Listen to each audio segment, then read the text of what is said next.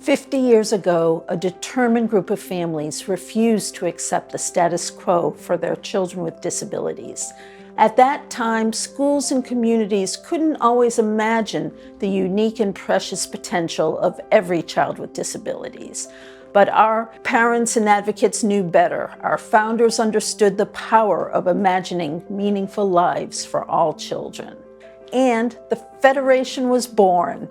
Having won students' rights to a free and appropriate public education, our founders knew that families would need information and support to assert those rights. My name is Rebecca Davis. I am the mother of 2 young ladies, and then when Eliza was born, that put me on a new journey. She does have a cortical visual impairment, so I schooled myself about that, but then she has all these other disabilities too, and then you start to realize nobody knows how to really handle these complicated kids. But you still learn about the law, and I think the first time I read IDEA, it moved me because I felt like, okay, it isn't perfect, but somebody knew we were coming. I love telling people that the Federation is the first parent training and information center. It was a pilot project because a mom named Martha Ziegler said, okay, we're gonna get some special ed law started, which is amazing, by the way, in Massachusetts, took it to federal, made it federal, and then said, okay, but nobody's gonna understand it. This group of women, this group of moms, leveled the playing field to the best of their ability. And again, gave us a roadmap. My name is Crystal Ng. My son would have been 17 this year, so he was diagnosed with a rare form of muscular dystrophy. It took a long time to get the diagnosis, and once we did, it was like my call to action to actually become more proactive.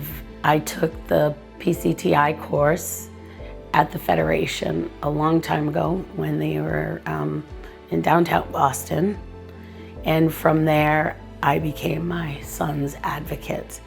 And using that background, if anybody had any questions, they knew that they could come to me and ask. Over these 5 decades, Federation workshops and helplines have been a lifeline for thousands of families who have felt lost, overwhelmed, and alone until they learn how powerful they can be. As families learn to use their voices, they also discover they are not alone. Families come for the workshops, but they stay for the community. Mark and I, right after we got married, knew, we were a little bit older that we were going to have kids. We really wanted to have 2 kids. And so when Lucas was born, 5 weeks later, we found out he actually had congenital glaucoma, which kind of took us through a completely different journey of our lives as parents. Johnny was born with a rare metabolic disease called PKU. He was diagnosed through the Massachusetts Newborn Screening Program at 5 days old. And hearing their story, it could be ours. I have found that other parents in similar situations are the best source of knowledge. And so I was looking to connect with other parents in similar situations. D2C matches caregivers with one another based on their children's medical and support needs. Then, the families can work together to provide one another with breaks from caregiving. I was matched with somebody in my town who I did not realize was in the same town as me, going through the same thing as me, and now, we've really become really close. I don't feel alone anymore. I think Jen and I talk every day throughout the day. We have in common that it's not just our kids, it's all kids. The Federation helps parents find their voices, find their community, find the people that help us feel like we can use our voices for our kids. And hopefully the legacy is like one day our children can self-advocate in whatever way they communicate.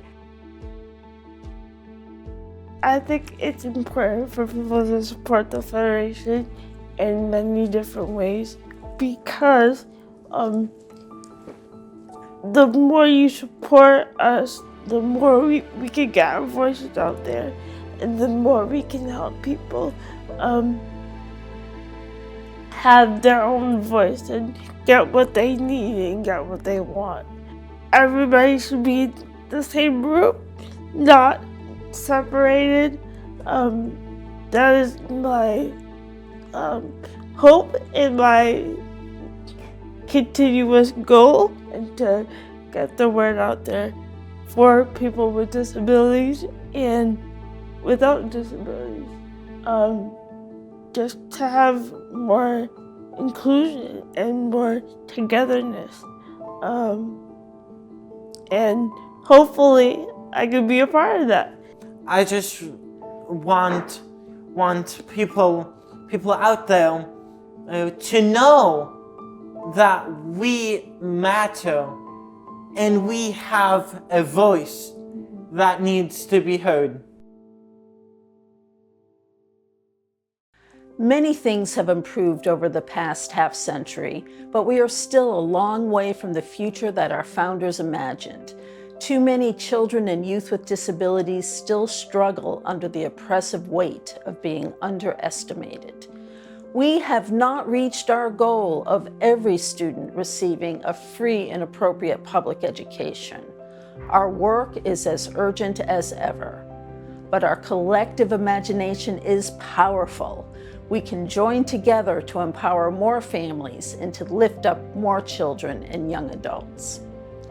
Your actions, your voice, and your support will make a difference.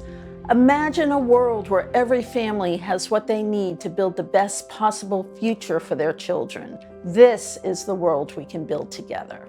With your support, we can realize the future that our founders dreamt of. I can't imagine a better group of people to get us there than our Federation community. Thank you for making us who we are today.